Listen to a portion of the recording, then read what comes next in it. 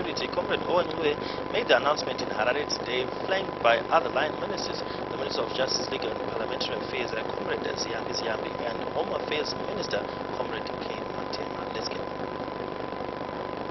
wishes to express our sincere and deepest condolences to the bereaving family members who lost their beloved ones during the recent social unrest, which were of a violent nature, leading to the destruction of property and loss of life, and amounted to treason.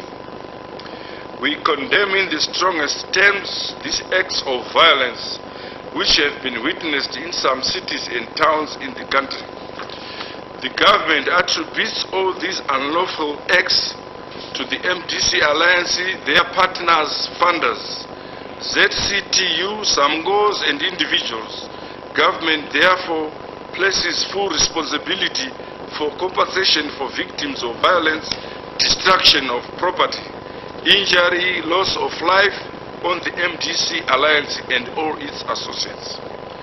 MDC Alliance has been responsible for inciting violence through social media and unlawful gatherings that have been held prior to and during these unrests.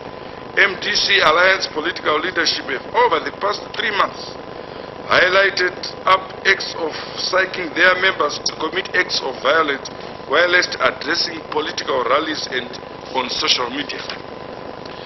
MDC's Democratic Resistance Committees, DRCs, and their paramilitary wing, the Vanguard, have been responsible for carrying out highly organized criminal activities during these unrests. These have been substantiated by the arrest of MDC Alliance officials such as Elvis Ruzani, the councillor for Ward 42, Harare North, who was part of a gang of 13 members who were arrested by the police along Harare-Domboshava Road while barricading the road and unwantonly stoning motor vehicles, just to mention a few. Security forces have so far arrested more than 600 people in connection with these riotous acts, 214 of which have already appeared in court. The Vanguard is also responsible for the sustained efforts to break into police stations to steal firearms for use in furthering their organized criminal activities. The trail of destruction left in most cities by these rogue elements is a clear indication that the intention was to remove a constitutionally elected government through force. Looting of shops in most circumstances have affected the ordinary person, and it is sad to note that some of these victims will never recover. Government also highlights that these demonstrations were conducted without notifying the police as stipulated by the law under the Public Order Security Act, Chapter 11. Government wishes to advise all those who were affected that Zimbabwean law allows them to seek redress from the perpetrators and organizers. We therefore urge all property was destroyed, goods looted, to quantify the damages incurred and report to the nearest police stations. This could serve a lesson to all those who are bent on causing chaos, mayhem in the country, that your actions will not go unpunished. You are liable to pay compensation to the affected people.